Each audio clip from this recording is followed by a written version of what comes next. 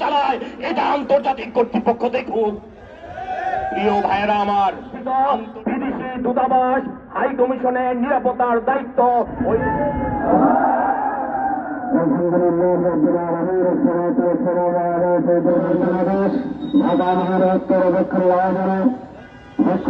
বাংলাদেশের ইসকন নামে একটি সংগঠন ভারতের যারা যদি তাদের গরম বক্তব্য দেয়